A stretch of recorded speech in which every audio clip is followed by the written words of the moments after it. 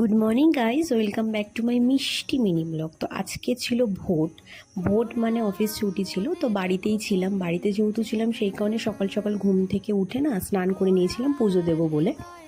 তো পুজো দেবো বলে মা অলরেডি গাছের সব ফুলই মোটামুটি তুলে রেখেছিল, আর এই দিকের যে টগর ফুল গাছগুলো, এই গাছগুলোর ফুলগুলো তোলেনি মা।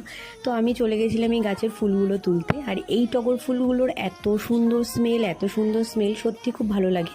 ঠাকুরের আসনে দিলে যে এত ভালো লাগে। তো যাই হোক, আমি তুলে নিচ্ছিলাম গাছের ফুলগুলো।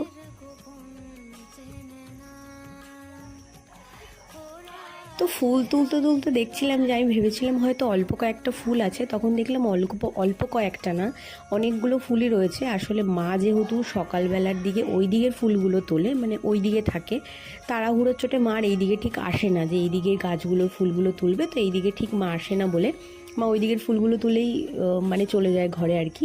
তো প্রায় দিনই আমি যদি